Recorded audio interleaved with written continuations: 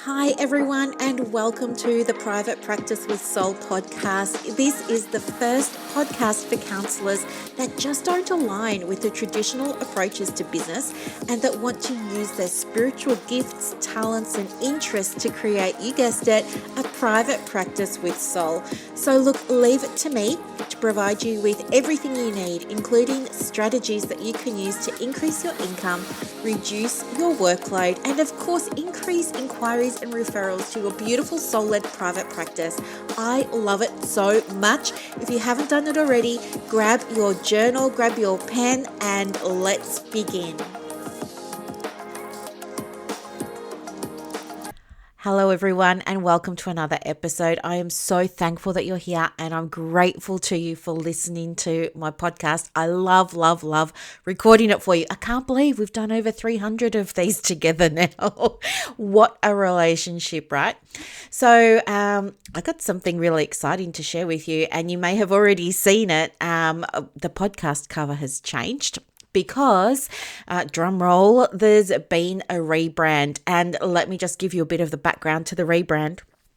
So, you know how I talk with you about businesses evolving, right? So my business has been evolving too. And one of the things is that in my business, my brand has traditionally been the crescent moon, just a very simple crescent moon, right? Nothing fancy, no flowers and diamonds and sparklies hanging off it, just a basic crescent moon. And my dominant brand color has been sort of this corally, peachy type color. Now, I've had this branding for a few years and I've totally loved it. But one of the things that I do is I give away, as you know, a lot of stuff, and I give it away in my branding and as templates and stuff like that. And there's just been I've subscribed to some people's lists because I've really wanted to grab their download, and then I've actually received back my template and it's been in my colors. So it's not a problem. I know people are just using the templates and just forgetting or whatever, not putting their own colors on it. And that's totally fine. But I just wanted to start fresh. And so it's been a rebrand. And I just feel like the brand is growing up because on the 1st of September this year, it's actually been 2 years since I've had a Medicare-free practice and since I've released the title of psychologist. So it's been 2 years of six-figure income without Medicare. And do you know what? I'm not with ACA or PACFA, and my clients don't get health rebates as a result of that, most of them, et cetera. So I want you to see, I'm leading by example here. You can create a brand new practice and get it to six figures within your first 12 months. None of the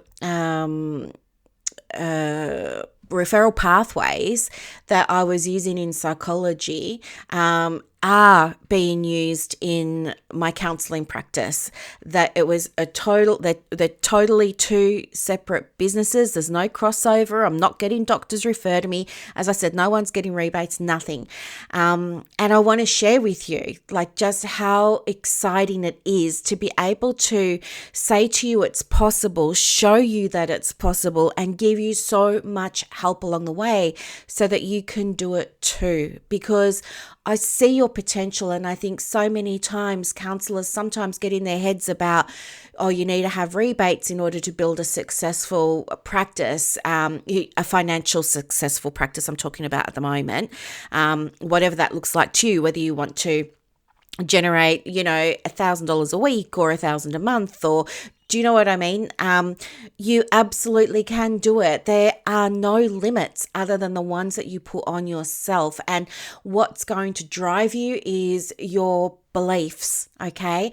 So if you're trying to create a practice and people are telling you, well, you'll never get it to this financial level where you want it to be because you're not on Medicare, I'm here to show you, hey, you absolutely can without Medicare and even without health rebates. So yeah, I'm so excited, and I just wanted to mark this recent expansion and recent growth with a rebrand. Now, the other thing, in case you missed it, was personally, I had a huge shift, and I can remember the day exactly. It was Sunday night, the 7th of August. So what's that? About 5 weeks ago now. And for those of you who missed it, just super quickly, I've been a long-term, I've struggled with anxiety for a long time, right? It all got worse a few years ago, and it's been acute for the last few years, despite, getting Reiki and having counseling and, doing all of the things. It's still been there. It's still been acute, and it's still been impacting on how I show up at work, how I show up at home, how I see myself, all of that sort of stuff. That was until the night of the 7th of August. And it was so bizarre because I can remember it like it was just 5 minutes ago. I was in bed. I was so tired. It was that time of night before you go to sleep, you've done your meditation or whatever, and you've read your book or whatever, and you go and you turn off your little lamp there, and you're closing your eyes and you're getting ready for sleep. It's just that twilighty stage. You're not quite asleep, but you're not awake either. That's when it happened. I got this, I don't know, it was just like this thought in my head said, hey, you need to start journaling about this. And I didn't have a journal or a pen, and I was completely inconvenienced by it. But it was a compulsion. Like, I felt compelled. I had to. There's no way I could have laid there and not picked up my phone and started journaling. So I picked up my phone, I opened up the notes section, and I just started writing. And it was so strange because I was typing out all of these questions to myself, and then I was typing responses to them. The whole process happened so quickly. It took maybe minutes. And by the end of it, there had been this huge shift, this huge aha moment, this huge, change. And anyway, I was so surprised. And I remembered after it was over, it felt like a whirlwind, right, in the moment. It probably took, I don't know, maybe 5 minutes.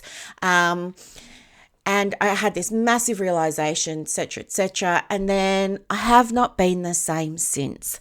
And I was talking to a friend about it recently. I've spoken to you about it recently. I've spoken in my groups about it recently. It just feels like there's an absence of anxiety now, and I'm finally figuring out who I am. And I didn't realize that I had actually been, like, beyond the acute anxiety that I've been dealing with over the last 2 or 3 years. I've also been having anxiety in my life and impacting me since I was really, really, really, really young, since I was a little girl, and I just had no awareness of that. And so now all of that's shifted. It's like I'm getting to see what life is like without anxiety. It's like the absence of the anxiety. So I'm not like suddenly more happy or energetic. It wasn't like that. It was just like, okay, this is who I am. Oh, hang on, who am I now? Because I don't feel afraid anymore. I don't feel scared anymore. I'm not worrying anymore. I'm not in my head all the time anymore. And it was so interesting because around that time, as you may remember, that there was the Lion's Gate. Now, I didn't know anything about Lion's Gate, but I honestly believe that for some reason, I was just in the right place at the right time energetically to receive whatever was being, transmitted isn't the right word, but I was in so Lion's Gate is when, we've got the Leo zodiac, in the sky, and it's a period that happens every single year for about 10 days where our planet lines up with the brightest star in the night sky, which is Sirius. And Sirius is kind of a bluey color. If you want to go out there and look at it, you can look at it, most nights you'll be able to see it. But anyway, everything's all aligned, and it's called the Lion's Gate portal, this corridor of energy, if you like, that touches all of us for this short period of time, this like approximate 10 days. It's different every year, but it's roughly about 10 days. And I think that's all I can think of. I really feel like I must have been an energetic match to receive. So yeah, apparently like you're meant to get it's a corridor, or it's a portal of frequencies and vibrations and light codes and all of this sort of stuff that are healing, that teach you things, all of that sort of stuff. So I think it was just serendipity, right? It wasn't anything I planned on experiencing. It just happened. But it's changed my practice. It's changed my approach to business. It's changed so much for the better. And so once all that happened, I'm still talking about my rebrand, don't worry. Once all that happened, I started researching more and more and more about energy and frequencies and stuff like that. And I got really interested in light codes.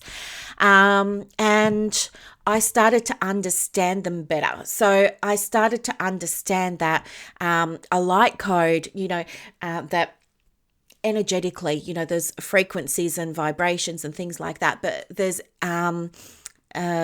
information carried on all of those. Kind of like I said last time, there's information coded into them. Like when you listen to the radio, you have to tune it to your station, and then there's coded information that comes through to you on those frequencies of the Wi-Fi, on the waves of the Wi-Fi, and you receive it, right? That's how everything works in the universe. And so I thought, I really resonate with this at the moment. And so I wanted to change my logo, and I had the idea after doing all this research on light codes that I wanted a light code activation for my logo. So I got it, and it arrived just a few days ago, and it was so beautiful because I set the intention to call in a logo that was going to activate, because energy's moving all the time. So I wanted it to activate things for you and me that were in both of our highest good. And I set the intention that this logo would support you and I in better being able to balance our masculine and feminine energies. It would support us in being comfortable with success. It would support us in releasing imposter syndrome. It would support us in achieving our dreams, all those sorts of beautiful, beautiful things. So I want to read to you what came through with my light code logo so that you can hear it, because it is just so beautiful. Now, I was going to paraphrase it, but I'm not. I'm just going to read you exactly what I received, okay, from the lady who put my light code activation together for me. So this is what she said. She said, "This light code anchors your divine state of presence, your highest essence of soul, and provides the connection to anchor this as fully desired here into our dimensional world. It anchors the space for your expansion and connection to your soul's most abundant path, bringing a sense of grounded stability for your dreams and desires to formulate in your life and business. It anchors a circle of loving support and guidance from your highest overall soul, oversoul, angelic and celestial guides, from whom continuously show you the way towards greater embodying your services of love, light and healing. It's a synergy of all your soul gifts, past, present and future, allowing you to cultivate and to tap into certain talents at any moment to further assist and be of service to others. This light code will assist you in your spiritual business as a private practice coach and counselor to guide, aid and help those who are in need to find answers or a sense of wholeness once more. It supports your gifts of intuition and divine wisdom, acting as a channel of divine consciousness to empower and uplift others who are yet to find this connection for themselves. It will support you in the path of being a leader and guide for others who are inspired by your journey, and bring freedom to pave a new way of supporting humanity as a whole. This light code anchors the integration and union of our masculine and feminine energies so that we may dance in the balance of both polarities and utilize them to our strength. When we are in union with both our feminine and masculine, our energy is harmonized and we may act at our most powerful potential and frequency. It anchors the frequencies of the Divine Mother to embody unconditional love, compassion, and presence for all soul siblings, anchoring the Divine Father to utilize our action, power, abundance, and manifestation potential. There is an aura of calm and centeredness that flows out to all whom enter the light code's presence. Your service has no limitations, your love no limits, your light no boundaries. This light code will continually assist to release all that no longer serves you, creating and holding a safe container of space for your past, present, and future selves so that you may live in your most lightest and divine state of being. Your light family has been anchored and are present to continually support you on your path, especially preventing any depletion you may encounter through the exchange of energies with others. Your vessel of light is constantly filling and full. You are continuously guided and already know the path's course as it unfolds. Faith and trust in your guidance brings greater strength in your journey in this lifetime. Now, that is just, to me, that is just so beautiful. And that's what, when you see this light code, which is now my logo for my business, this is what becomes accessible to you. It's going to activate, just like sound has an energy, pictures have an energy, and this is the energy. This logo creates a frequency for you. So when you look at my new logo, you're going to be able to see the masculine and the feminine. You're going to see the polarity, but you'll also see the balance. You'll see gentle power, soft power. You'll see that in the logo. You'll see, the balance of light with shadow. You will see space, and you will see, occupation of that space. You will see growth. You will see, to me, it looks like there's a flower at the top. And to me, that represents, bursting through things, a connection with above, and there's a flower on the bottom, which to me represents that father energy of anchoring below. Mother below, father in the sky, I meant to say. So father flower is connecting up, and the mother is connecting down with the ground through Mother Gaia. And I see nature in this, and I see stars in this, and this logo just fills me with so much love and abundance and protection. And it is a gift to you as well. It's a gift to everybody that sees it, that comes into contact with it. It's just mine. Every light code is unique. It's like a fingerprint, like a thumbprint. And I set the intention of creating this so that it would bring beautiful things into your private practice, but not only into the physical manifestation of your private practice, but also into the things that sit behind it, like the person you are, the beliefs you have, the love you have, all of that sort of stuff. So I am smiling ear to ear as I share this with you. I think it's just so beautiful.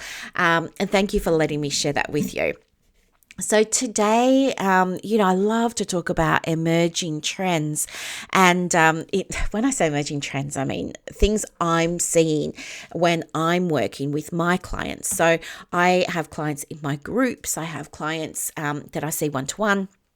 Coaching clients, supervision clients, mentoring clients, all of that. So there has been, over the last couple of weeks, an emerging trend, and it's this idea of archetypes, and one in particular. So if you know me, I love depth psychology and soul psychology. They're they're created by Jung, right? I was going to say they're very Jungian. They're created by Jung. So let me just begin by diving into the Mother Archetype. So remember that an archetype is a symbol.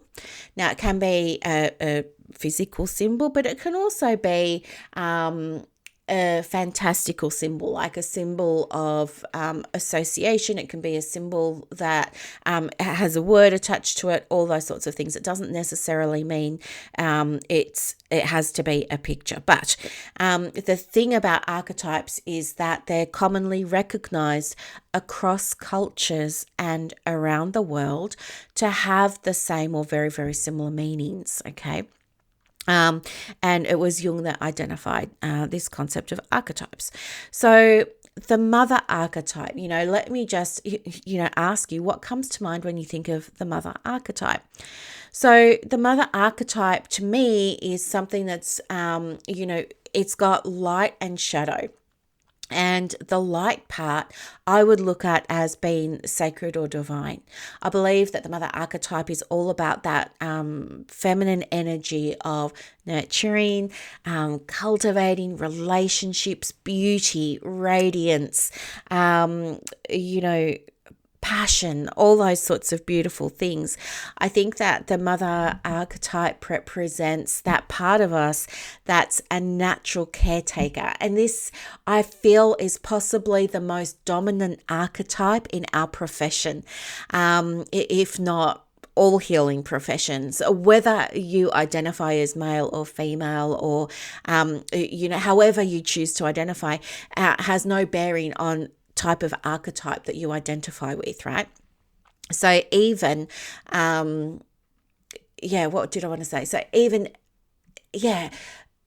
whether you show up and you think that you're in one kind of energy or you're in a different kind of energy, you're always governed by how you're turning up in terms of an archetype at your practice. So one of the other things that comes through with this mother archetype is a desire to, provide for people, which is very similar to the masculine energy in a way, isn't it? But it's providing differently. So it's providing love, sustenance. And when we're talking about sustenance and nourishment, it's not only speaking to the physical, but also speaking to nourishment and sustenance of spirit, of emotion, right? Of mental energies. And it's such a beautiful space for us to be in. And I can absolutely see it in our work as counselors, wanting to provide that very nurturing space for our clients when we're in session with them, feeling protective, like how a mother is quite protective, and feeling very, very, very, very helpful, and an instinct, a desire to be helpful, to help, to care for people, and very able to see things beyond logic. This is one of the special gifts of the mother archetype. It's been able to move beyond the linear. It's been able to move beyond a treatment manual, a step-by-step approach, a model that requires that in your practice, a therapeutic modality that requires that sort of structure. And it allows you to experience wisdom, calling upon your intuition, even when you've been using an approach to therapy that's been very step by step and you're not getting the outcome that you want, but you feel a niggle, or you have an idea pops into your head that maybe, you want to take this direction or that direction in the session with the client, and you do it and you get the outcome. It's having that mother archetype has a very strong connection to wisdom, and we would also call this practice wisdom, okay? So this is what it looks like when it's sacred and divine. And in private practice, that type of energy is really about empowering others. Yeah, it's not telling your client what you think they should do. Rather, it's supporting your client to come up with answers for themselves. If part of your business is providing supervision, it's not telling your supervisees what to do, but rather it's empowering them through open-ended questions, through curiosity, to find their own answers. And it's by doing that you support them in building their own confidence and tapping into their own wisdom. Okay. You also see it in private practice, this concept of nurturing.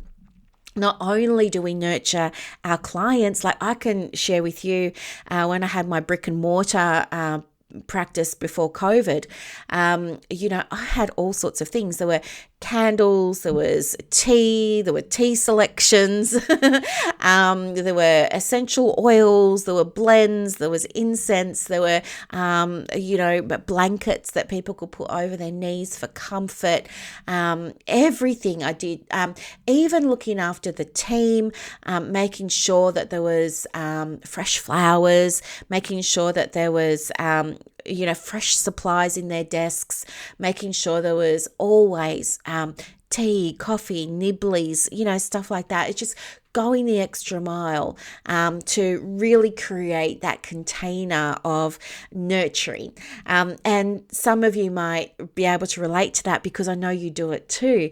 It may even look like when you have a team meeting, you lay out a spread, you get a really beautiful table and you get it catered, or you bring in special sandwiches, or you make and bake and things like that.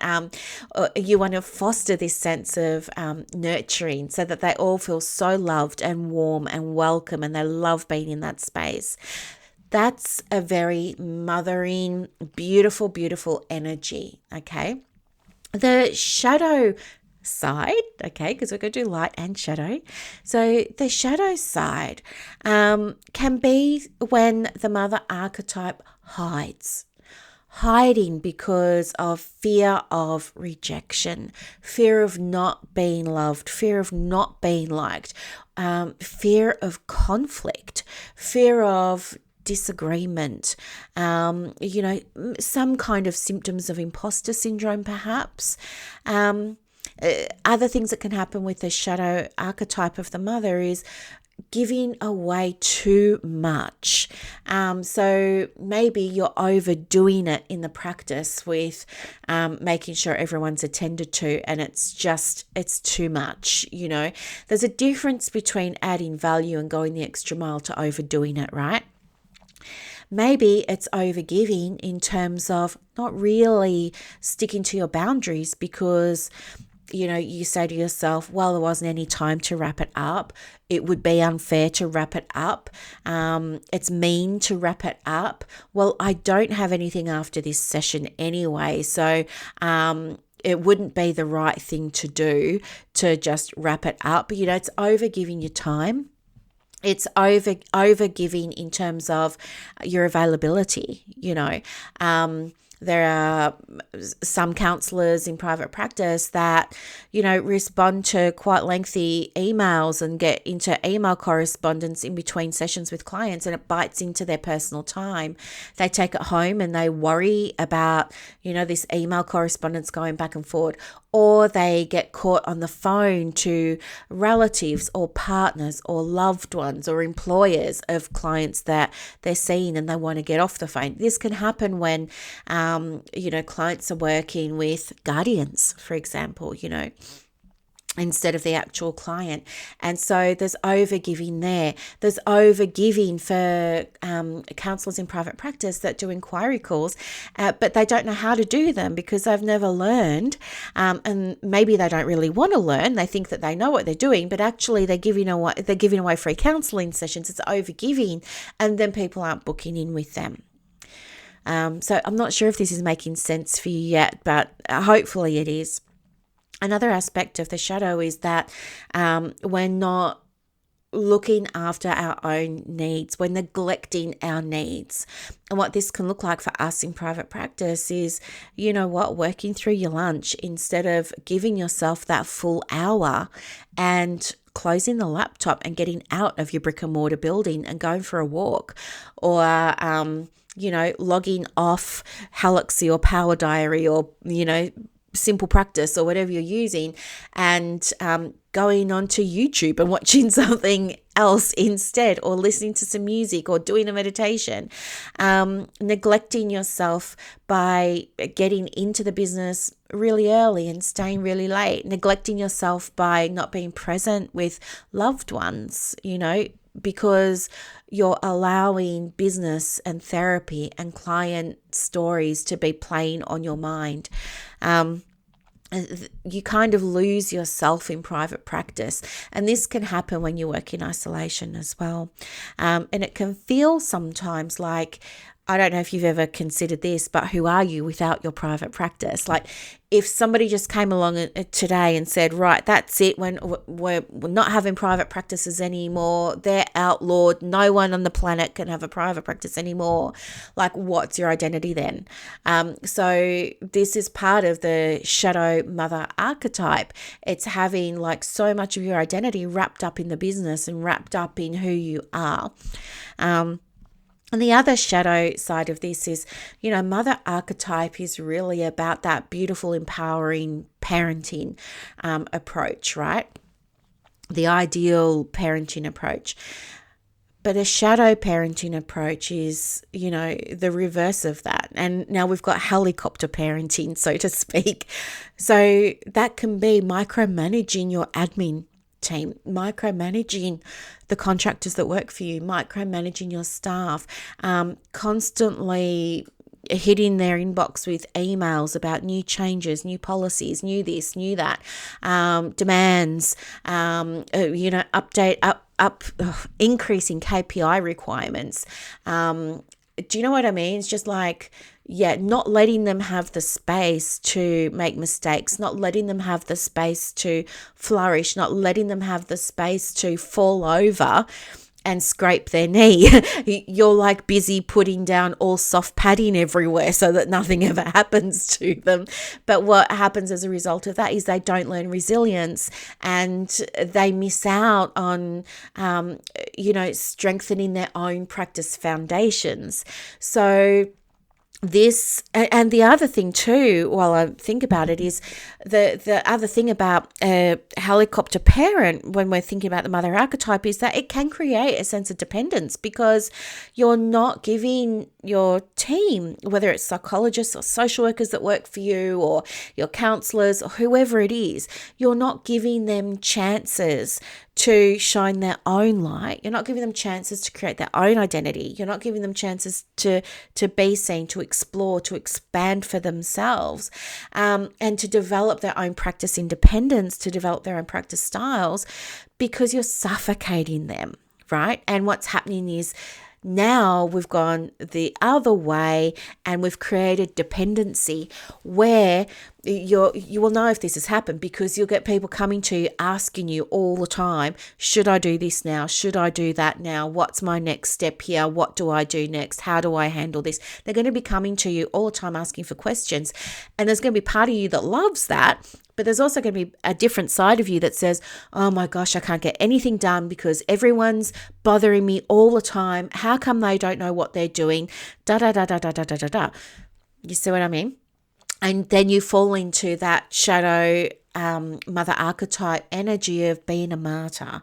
And that's probably not the space that you want to be growing and developing your private practice from. Okay, so I hope that makes sense. So I don't know if you've been able to relate to, the sacred or the divine mother archetype. Hopefully you've been able to identify with some aspects of that. But I want to invite you to see, are you embodying any of those shadow side aspects of the mother archetype? Anyway, if you are interested, there are some ways that you can embody the sacred and divine, like the really healthy, light version of the mother archetype. And I'm going to share those with you now. So if you want to get your pen and your podcast journal, hit pause, go and do that, and then come back. I'm just going to keep talking on here. So how to embody it is to, first of all, don't be afraid to really follow what is true for you. Don't be afraid to receive intuitive nudges and receive divine inspiration and follow it. All right, that's the first thing. Are you following your intuition? The second thing is don't be afraid to attend to your own needs first, okay? All mums need to look after themselves first, I think you'll agree, so that they can continue to show up and help their children, right? in the traditional sense I'm talking here. You want to be able to attune to independence. Okay, so what I'm asking you to do here is be reflective and think, if you do have a client, are you attuning your client to independence of therapy, or are you tuning them to dependence of therapy? And explore for yourself what a dependent relationship might look like in counseling with you, and what an independent client relationship might look like. Are you empowering your clients to think for themselves and do things for themselves, or not? And what would you like to do about that? What would your next action be based on that reflection? It's okay for you to spend time doing things with nature. Now, I know this sounds like, what's this got to do with private practice? But you'll see over the last couple of years, there's been such an increase in people wanting to spend time in nature, therapists wanting to spend time in nature. One of the big areas of growth, one of the big niches, popular niches, a trending niche is, being out in nature. We've seen so many practices emerge into the walk and talk space. And I think that's indicative of this beautiful mother archetype that's wanting to, connect with nature, be aware of rhythms, be aware of cycles, be aware of seasons, be aware of the elements, and tap into those and tap into the energy of those to support clients. And even that feminine energy of moving, movement that you get with walking. For example, just giving you an example there. And lastly, it's so important that you allow yourself space as a practitioner to heal your own wounds, to heal your own wounds. Okay, because you want to be able to end a cycle for yourself. Yep. Your wounds, whether you're aware of it or not, can absolutely influence how you show up as a supervisor, a mentor, a coach if you're coaching, a health practitioner, Reiki master. All of that sort of stuff's influenced by not only what you've healed, but also what's left to be healed. And so this podcast episode is an invitation for you to sit with the idea, to sit with the concept of the mother archetype, to sit with the concept of the light and the shadow, to unpack for yourself in your own time, in your own space, in your own way, what's showing up, what you would like to see more of, what you're willing to release and let go of, so that you can create a private practice experience for yourself, for your team, and for your clients that resonates with your values, that resonates with what's true and meaningful and valuable to you. Okay? So, what an episode, right? Oh my gosh, I love this stuff so much. I love it. Okay, so this is the kind of stuff that we talk about in the private practice inner circle. We've got a training coming up next week. I'm so excited to share it with the ladies there. There's only ladies in the group at the moment, so that's what I'm saying, ladies. Everyone's invited.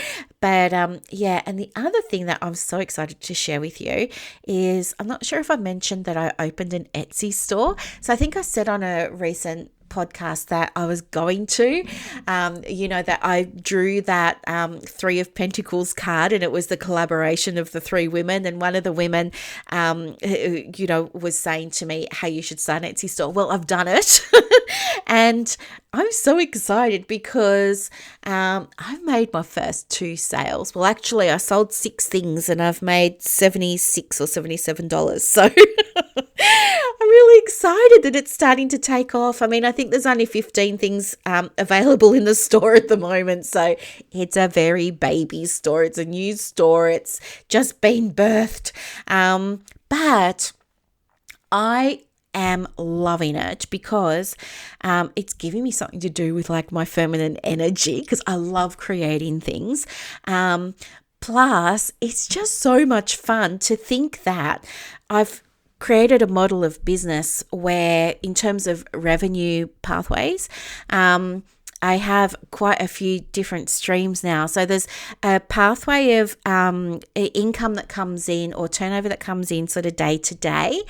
And then there's a income stream or revenue stream for recurring income, which is so exciting. And I love recurring income because it just gives you so much freedom as a private practice owner. I think more of us should do it.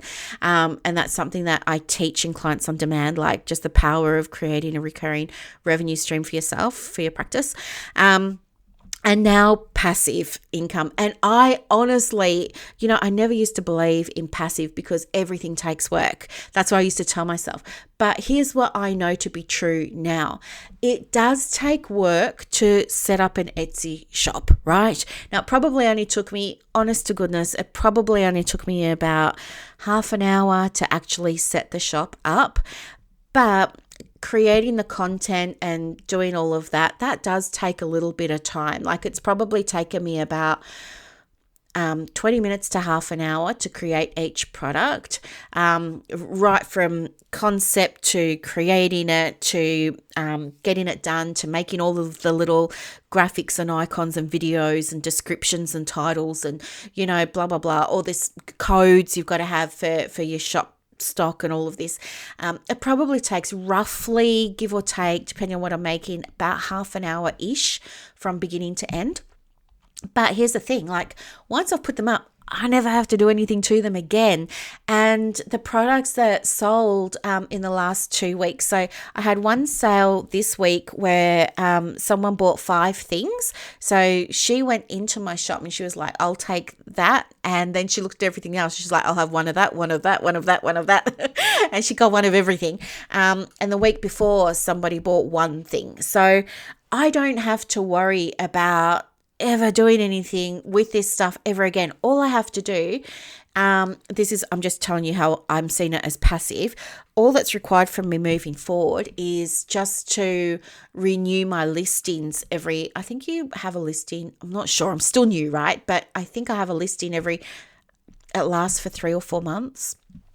Anyway, I just set it to auto renew. So I really don't have to do anything. It's all there. And I've automated the whole store. So I woke up, it was yesterday. Yeah, I woke up yesterday and I'd made this like $75 of sales while I was asleep. And I'm not even joking, like, this person bought them, like, you can see the timestamps and everything. She bought them, I think it was like 2:30 a.m. So I'm assuming this client, this purchaser, customer must have been overseas in another country because of the time difference, or she was up late stressing over her private practice and came across my store, and now hopefully she's been able to go to sleep knowing she's got all the things that she needs. But yeah, so there's now the day-to-day income, there's recurring monthly revenue, and there's now passive income. And I'm so, so, so excited. The next thing that I'll be setting up, I'm not going to do it until next year, but because I know somebody's going to say, what else are you doing? So I'll just give you the heads up. The other thing that I'm going to do is next year I'm going to set up affiliate income. That's a whole other thing, and I could probably do a podcast on that, but it's something that I'm working on in the background at the moment, but probably won't introduce it to the business until, I don't know, early to mid next year. I just really want to focus on getting the passive income up and running first, because if I can set a goal of, selling, like, all my products are under $10, right? But if I had a goal of selling, $250 of products a week, that's going to bring me an extra $12,000 of passive income a year, which is kind of nice, right? That's another holiday or two. That's another couple of weeks off for me for not doing any work. Anyway, I just wanted to share that with you because some people ask, what are you doing in your business now? Like, where are things at now? I wasn't doing any of this when I was a psychologist. This has all come to me in the last 24 months. Absolutely 24 months. It's only 9 days past the 2-year mark. And leaving psychology for me was the best decision I made for myself. It's, there are people that approach me every day and say, what's it been like? I'm thinking of leaving too. But I'm nervous and things like that. And I just want you to know that you can build a Medicare-free private practice that does give you 6 figures. I mean, I only work with, I have availability for 8 one-to-one clients a week now. So I've totally reduced my availability. And Mondays are my group calls for my programs. And I do usually 2 or 3 of those. So yeah, I don't spend that much time in the direct client work. I spend most of my time creating, and that's my happy place. I just love it so much, and I can't believe that I get to do this. And the other thing too is I have been so lucky to be doing more and more readings for counsellors and therapists and private practice owners lately. So I don't know if you know this about me, but I'm very much into tarot and oracle, and I do readings for private practice owners and therapists who experience challenges in their business, like they have imposter syndrome, or they're worried about being on social media, or they're feeling, I don't like this word at all, and everybody who knows me knows this, but they're feeling like overtired, or I was going to say overwhelmed, right? They're feeling confused. They don't know what's the next step. They don't know why something's not working for them in their business. And they come to me, and I give them a reading, and the reading includes, guidance for them. And it's just been so lovely. I'm doing a whole bunch of them at the moment and getting some really, really, really beautiful feedback. Let me just share one with you because it was so nice. Hang on. One lady said to me, "Oh my gosh, firstly, thank you. Secondly, oh my gosh, I've only listened to the first 3 minutes, Brooklyn, and it is like spot on. I just spoke to my psych about this. I'm an Aries. I'm off to listen to more. Holy heck, super excited, super freaked out." Yeah, and then someone else said the whole thing was perfect and completely resonated. I'm going to have a bath tonight, do some meditation and journaling. I'm not sure what to tell you or if you even want to hear it, but I just had to tell you that it's so accurate. Thank you so much for my reading and for your time. I really appreciate it. And then there was another one that I just want to share with you here. It was so much fun. Where is it?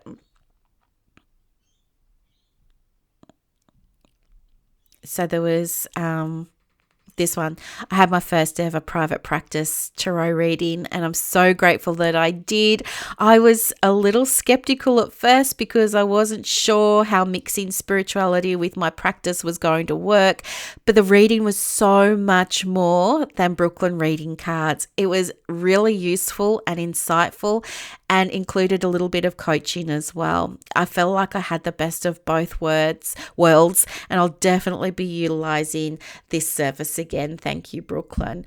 And that was just so nice. And then somebody else said, recently I was fortunate enough to have Brooklyn do a tarot reading for me around a question that I had regarding the development of my private counseling practice. As part of the reading, Brooklyn mentioned I should discard anything that did not resonate with me. Well, I must say everything she told me resonated. Her reading was spot on. The cards identified my strengths as well as the parts of me that I might think about differently. Brooklyn delivered the reading in such a kind and loving way. The reading really served me by confirming and reinforcing some of what I knew to be my strengths, and it provided me with some helpful strategies to lessen the impact of the parts of business that for me seem less appealing. The whole experience lifted my spirits in the most amazing and surprising way, and it really enabled me to reframe some of my less helpful thoughts, effectively boosting my confidence in the belief that my practice is going to be successful. I highly recommend that counsellors going into private practice utilize this fabulous resource that Brooklyn offers to clients.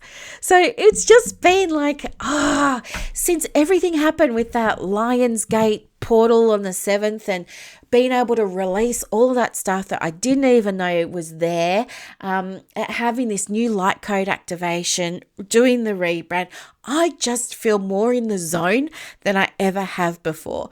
And I just wanted to share that with you because I love to share the journey. And I know the journey looks different for everyone, but I know there are people who are curious about the journey and want to know how long does it take to create this or do that in your business. And I want you to know everyone's journey is going to be different, but I want you to start to focus on what's possible for you, okay? And I just think you can do absolutely anything if you allow yourself to receive. But anyway, I will let you go. I've used up enough of your time today. Thank you so much for spending more of your Saturday with me. I really appreciate you very, very, very, very much.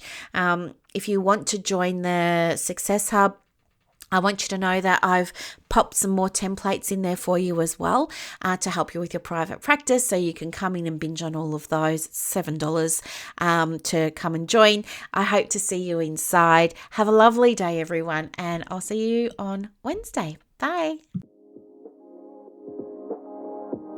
I hope that you loved this episode as much as I loved putting it together for you. To get more resources to help you in your private practice, head over to Instagram. My handle is @theprivatepracticecoach. And also, if you want more inquiries and referrals for your business, let me know. I have a program called Clients on Demand that opens every quarter, and I can absolutely get you some information for that as well. You are doing an amazing job. Thank you for sharing your gifts with the world. Bye.